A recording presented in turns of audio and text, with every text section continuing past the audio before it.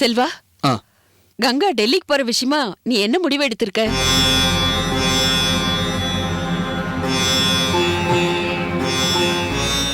ஏமா அப்படி கேக்குறீங்க?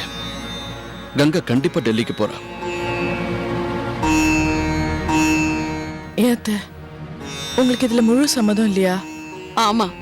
அப்படின்னா கங்கா கலெக்டர் ஆகிறதுல உங்களுக்கு சம்மதம் இல்லையாமா? நான் அந்த அர்த்தத்துல டெல்லிக்கு போக வேண்டாம்னு சொல்லல. கங்கா இங்கேயும் அங்கேயும் அலையறதுனால அவ வயித்துல வளர்ற நம்ம வாரிசுக்கு ஏதாவது ஆயிடுமோன்னு எனக்கு ரொம்ப பயமா இருக்குடா. அத்தை, பத்திரமா போயிட்டு பத்திரமா வந்துடுறேன் அத்தை. கூட இவரும் வராரு. இவர் பக்கத்துல இருக்கும்போது எனக்கு என்னத்த பயம்? வேணும்னா நீங்களும் கூட வாங்க அத்தை. உங்களுக்கு தைரியமா இருக்கும். உன் கூட துணைக்கு போறத பத்தி நான் பேசல. நீ டெல்லிக்கு போறது என் மனசுக்கு அவ்வளவு சரியா படல. இத பாரு கங்கா, இளவஞ்சி என்ன சொன்னா தெரியுமா? அவளும் இப்படித்தானா? யார் சொல்றதையும் கேட்காம மைசூரை சுத்தி பார்க்க ஆசைப்பட்டு முழுகாம இருக்கும்போது கார்த்திக் கூட அங்க போயிருக்கா. அங்க போய் அங்கேயும் இங்கேயும் சுத்தி அலைஞ்சதுல அவ கரு கலைஞ்சு போச்சான். அவ சொன்னதை கேட்டு எனக்கு பகீர்னு ஆயிடுச்சுடா. அதுக்காக இளவஞ்சி மாதிரியே எல்லாருக்கும் அப்படி நடக்குமா? நடந்துட்டா என்ன பண்ண முடியும்? முதல் வாரிசு கலைஞ்சு போயிடுச்சுன்னா அந்த கவலையில இருந்து மீள முடியுமா? கரு தங்காத மருமகன்னு கங்காவை பார்த்து 4 பேர் சொல்ல மாட்டாங்க? அப்படிலாம் நடக்காதுமா. நல்லதே நடக்கும்னு நம்புங்கம்மா. செல்வா, இளவஞ்சி சொன்னது மட்டும் இல்லடா, எனக்கே ராத்திரி கெட்ட கெட்ட கனவா வந்துச்சு. டெல்லியில கங்கா தவறி விழுந்து அவ கர்ப்பம் கலைஞ்சி கத்தின மாதிரி கனவு கண்ட. விடிய விடிய நான் தூங்கவே இல்லை. அம்மா, மனசால நீங்க ரொம்ப பலவீனமா இருக்கீங்க. கங்கா விஷயத்துல தேவையே இல்லாம கண்டதையும் யோசிக்கிறீங்கம்மா. இப்படி நடந்துருமோ அப்படி நடந்துருமோன்னு மனசை போட்டு குழப்பிக்கிறீங்க. அந்த நினைப்புதான் இந்த மாதிரி கெட்ட கெட்ட கனவை வந்து உங்களை வேதனைப்படுத்திக்கிட்டு இருக்கு. கனவு பலிக்கணுங்கிறது கட்டாயம் கிடையாதுமா. அத்தை, நான் நல்லபடியா குழந்தைய பெத்துக்கணும், நல்லபடியா இன்டர்வியூல கலந்துக்கணும்னு நீங்க மனப்பூர்வமா நினைச்சு என்ன ஆசீர்வாதம் பண்ணாலே போறோம். எல்லாமே நல்லபடியா நடக்கும் அத்தை. எனக்கு அந்த நம்பிக்கை இருக்கு. எனக்கு பயமா இருக்கே. இவ்வளவு தூரம் சொல்லியும் டெல்லிக்கு போறதா உன் முடிவுனா நீ வேணா உங்க அம்மா வீட்ல இரு. நீ டெல்லிக்கு போனாலும் சரி, உனக்கு ஏதாவது ஆனாலும் சரி, அவங்களே எல்லாம் பாத்துக்கிட்டோம். அம்மா,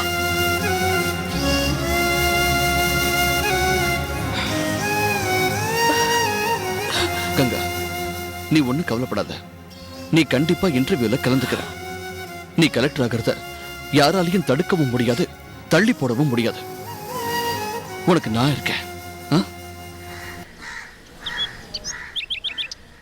நாச்சியா ஐயா, நம்ம முக்கியமான சொந்தக்காரங்களுக்கெல்லாம் பத்திரிக்கை கொடுத்தாச்சா இல்ல இன்னும் ஏதாவது பாக்கி இருக்கா? முக்காவாசி எல்லாருக்கும் கொடுத்தாச்சுங்க. இளவஞ்சி ஐயா, வாங்க. இதோ வந்துட்டீங்கய்யா. ஐயா, நம்ம வடிவுக்கு சொந்தக்காரங்களாம் நிறைய பேர் இருக்காங்க. மாப்பிள்ளை வீட்டு சார்பா அவங்களுக்கு பத்திரிக்கை கொடுக்கணும். இந்தா கொண்டு போய் கொடுத்துட்டு வந்துரு. இல்லைங்கய்யா, அது வந்து என்ன என்ன என்ன ஏன் நெளியுற? இல்லைங்கய்யா, நம்ம சொந்தக்காரங்களுக்கே நான் இன்னும் பத்திரிக்கை வைக்கல. முதல்ல அவங்களுக்கு வச்சிடறையா. நம்ம சொந்தக்காரங்களுக்கெல்லாம் நான் பாத்துக்கிறேன். வடிவோட சொந்தக்காரங்க தான் முக்கியம். அதுலயும் இந்த வீட்டுக்கு மூத்த மருமகனி நீ கொண்டு போய் கொடுத்தாதான் நல்லா இருக்கும். கொண்டு போய் கொடு. இளவஞ்சி, வாமங்க, நல்ல நேரத்துல வந்திருக்க. இளவஞ்சிய பத்திரிக்கை கொடுக்க சொல்லிட்டு இருந்தேன். இந்த பத்திரிக்கைய நீ கூட போய் கொடு. அம்மா, இந்த பத்திரிக்கையில எங்க கொண்டு போய் கொடுக்கணும்? எங்க போய் கொடுக்கணும்னு என் மருமக இளவஞ்சி சொல்லுவா. அவ கூடவே போய் கொடுத்துறேன். அத்தை, உள்ள நிறைய சமையல் வேலை இருக்கத்த. உனக்கு எதுக்குடி அந்த கவலையெல்லாம்? நான் எதுக்கு இருக்கேன்? நீ பத்திரிக்கை எல்லாம் கொடுத்துட்டு வரதுக்குள்ள உனக்கு பிடிச்ச வத்த குழம்பு, பருப்பு துவையல், அப்படியே அப்பளமும் பொரிச்சு வச்சிடறேன். நீ போயிட்டு உச்சி வெயில் ஏறத்துக்குள்ள வந்துரு. மங்க, அம்மா, என் மருமகளை ஜாக்கிரதையா கூட்டிட்டு போயிட்டு ஜாக்கிரதையா கூட்டிட்டு வா. சரிங்கம்மா. இருங்க இருங்க இருங்க இருங்க.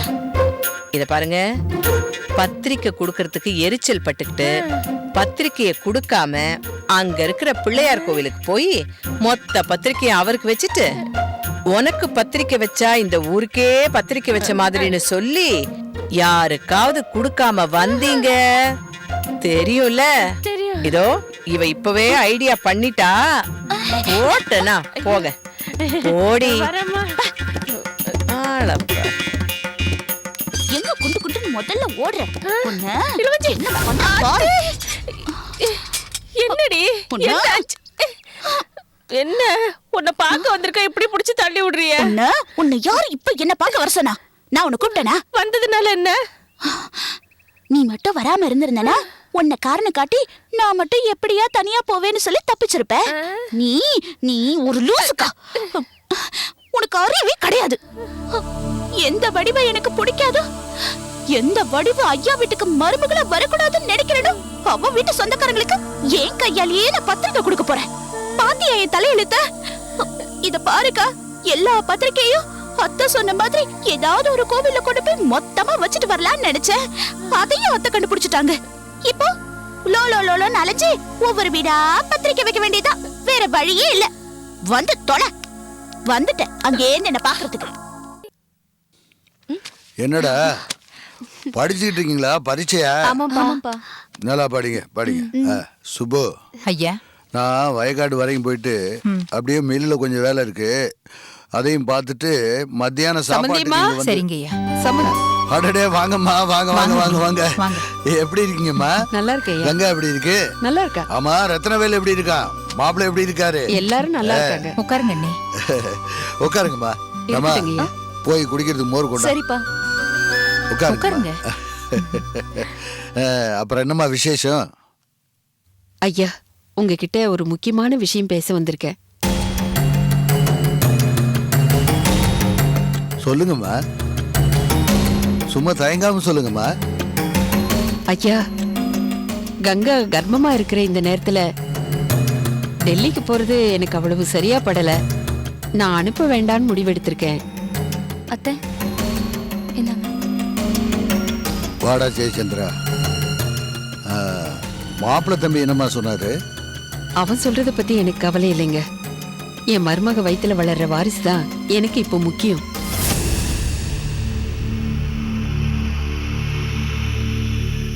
நான் என் மருமகளை போக வேண்டாம்னு சொல்றதை விட பெத்தவங்க நீங்க சொன்னீங்கன்னா அவ கேப்பா. சரி, நான் இப்ப என்ன சொல்லணும்னு விரும்புறீங்க? அதனால நீங்க வீட்டுக்கு வந்து கங்காவை டெல்லிக்கு போக வேண்டாம்னு சொல்லுங்க. நீங்க எதுக்காக இப்படி ஒரு முடிவு எடுத்திருக்கீங்கன்னு எனக்கு புரியுதுமா. டெல்லி வரைக்கும் ரொம்ப தூரம் போறதுனால கங்காவுக்கு ஏதாவது ஆயிடுமோன்னு பயப்படுறீங்க. அதெல்லாம் ஒன்றும் ஆகாதுமா, நீங்க தைரியமா அனுப்புவீங்க. சம்மந்தியமா, உங்களுக்கே தெரியும், கங்கா சாதாரண படிப்பு படிக்கல, அவ IAS படிக்கிறா. அவ கலெக்டர் ஆகணுங்கிறது தான் என்னுடைய லட்சியமே. அது மட்டும் இல்ல, நான் பிறந்த இந்த ஊர்ல கங்கா மட்டும்தான் IAS படிக்கிறா. அம்மா, நான் கங்காவை கட்டி கொடுக்கும் போது அவ IAS படிக்கிறதுல எந்த இடைஞ்சலும் வரக்கூடாதுன்னு தான் மாப்பிள்ளை தம்பிகிட்ட சொன்னேன். அவரும் சரின்னு தான் சொன்னாரு. என் பொண்ணு டெல்லிக்கு போறதுல எனக்கு முழு சம்மதம்மா. ஐயா, நீங்க உங்க பொண்ணு கலெக்டர் ஆகணும்னு விரும்புறீங்க. நான் என் மருமக ஒரு நல்ல வாரிசை பெத்து கொடுக்கணும்னு விரும்புறேன். ஐயா, படிப்பு எப்ப வேணாலும் படிச்சுக்கலாம். ஆனா முதல் வாரிசுக்கு ஏதாவது ஆயிடுச்சுன்னா நம்ம ரெண்டு குடும்பமும் மனசளவுல ரொம்ப கஷ்டப்படுவோம். கங்கா டெல்லிக்கு போய் அங்கே இங்கேன்னு அலைஞ்சு அவளுக்கு ஏதாவது ஆயிடுச்சுன்னா அதை என்னால தாங்கிக்க முடியாது. பின்னாடி நடக்க போறத முன்னாடியே கொஞ்சம் யோசிச்சு அதுக்கு தகுந்த மாதிரி நடந்துகிட்டா நமக்கு நல்லது தானே. அது மட்டும் இல்ல, கங்கா டெல்லிக்கு போறதுல எனக்கு கொஞ்சம் கூட விருப்பம் இல்ல.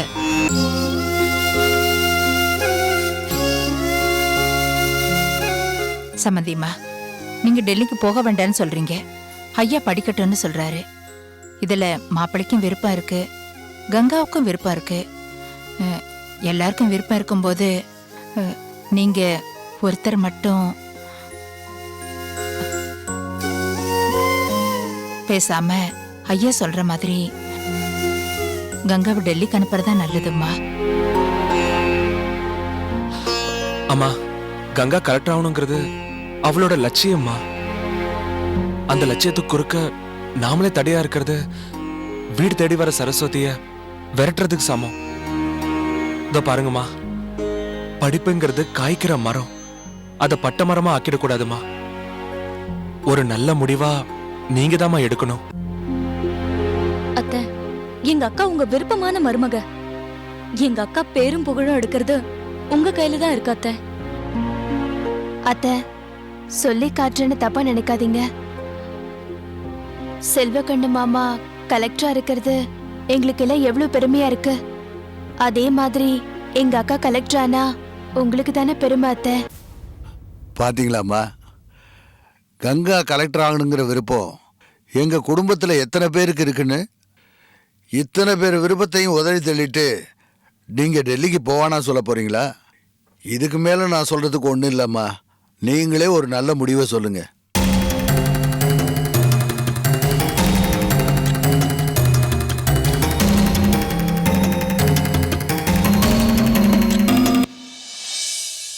சரிங்க ஐயா, நான் வீட்ல போய் யோசிச்சுட்டு ஒரு நல்ல முடிவா சொல்றேன். வரேங்க. சரிம்மா, இருங்கம்மா. ரமா, அதை எடுத்து கொடு. மோரை குடிச்சிட்டு போங்கம்மா. என்னங்க அத்தை?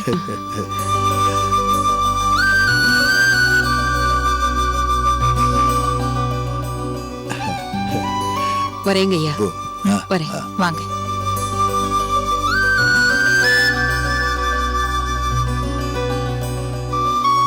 ரமா, சரிங்கப்பா. சாரு உட்காந்து படிங்கம்மா. ஜெயச்சந்திரா, வாடா மில்லு வரைக்கும் போயிட்டு வந்துடலாம். சரிங்க மாமா.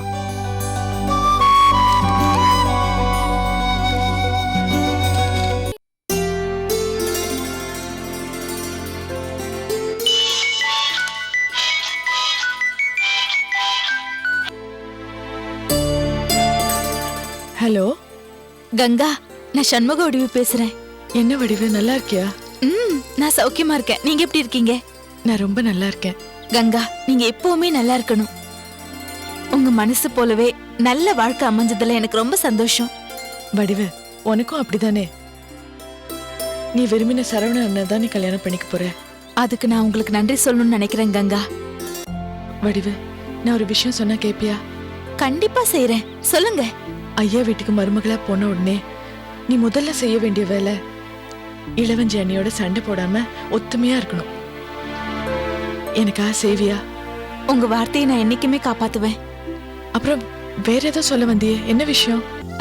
அது வந்து கங்கா, கலெக்டர் அண்ணனும் நீங்களும் என் கல்யாணத்துக்கு வந்து எங்களை வாழ்த்தணும். எந்த காரணத்தையும் சொல்லி நீங்க வராம இருந்துடக்கூடாது. அதுக்காகத்தான் நான் முன்கூட்டியே உங்களுக்கு ஃபோன் பண்ணேன். ஏன்னா நான் வாழ்ந்தா அதை பார்த்து சந்தோஷப்படுற முதல் ஆள் நீங்க மட்டும்தான். நீங்க கண்டிப்பா வரணும். கட்டாயம் உன் கல்யாணத்துக்கு வருவேன்.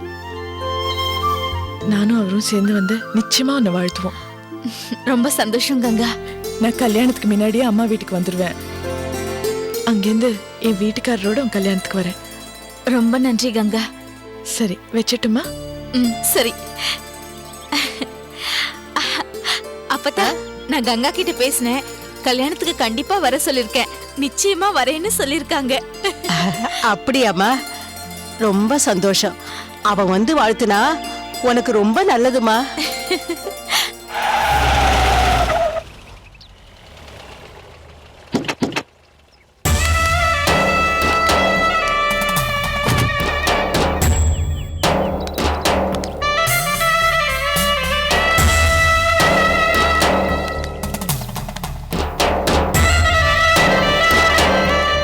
வணக்கங்க. இந்தா நீ கேட்ட சர்வ் சட்டை. சரிங்க, இது போதுங்க.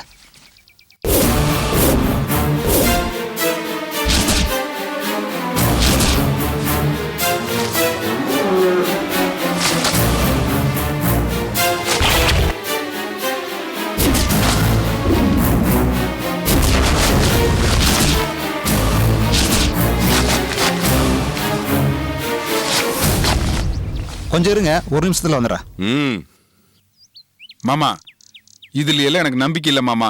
வீணா காசை செலவு பண்றீங்க. மாப்பிள, நான் எடுக்கிற முடிவும் கொடுக்கிற காசும் என்னைக்குமே வீண் போனதில்ல. இந்த மாட்டை பத்தி நல்லா விசாரிச்சதுக்கு அப்புறம் தான் நான் இந்த முடிவுக்கு வந்தேன். என்னமோ மாமா, இதுக்கு மேல நான் கேட்டா உனக்கு எதுவும் தெரியாதுன்னு சொல்லிருவீங்க. ஆமா, தெரியாம தான் கேக்குறேன். கல்யாணத்துக்கு நிறைய பேர் சிவப்பு சட்டை போட்டு வருவாங்க. இந்த காலை என்ன சிவப்பு சட்டை போட்ட கலெக்டர் யாருன்னு தேடி போயா முட்டும்? யோசிக்க வேண்டிய விஷயம்தான். வரட்டும், கேட்போம்.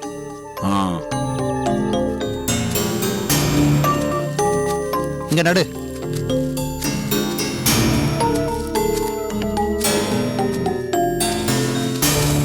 முக்கிய ஒரு சின்ன சந்தேகம்.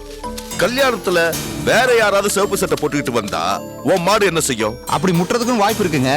அப்படி நடக்காம இருக்கணும்னா நீங்க ஆளை யாருன்னு காட்டுங்க, நான் பாத்துக்கிறேன். எல்லாம் உனக்கு தெரிஞ்சவங்க தான். யாருங்க? நம்ம மாவட்ட கலெக்டர்.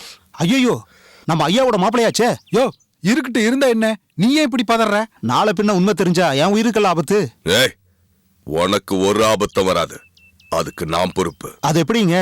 யோ, எங்க மாமா அதுக்கெல்லாம் ஒரு யோசனை வச்சிருப்பாரியா, நீ பயப்படாத. எனக்கு முன்னாடியே ஆள் யாருன்னு தெரிஞ்சிருந்தா இதுக்கு நான் சம்மதிச்சிருக்கவே மாட்டேங்க. மூக்கையா, ஜல்லிக்கட்டு போட்டி நடக்குது. போட்டியாளர்களை இந்த மாடு முட்டி சாகடிக்குதுன்னு வச்சுக்கோ. அப்போ உன் மேல பழி வருமா? வராதுங்க. அதே மாதிரி கட்டி இருந்த கைத்த அவுத்துக்கிட்ட மாடு ஓடி வந்து அவரை முட்டுச்சு. அப்போ உன் மேலையா பழி வரும்?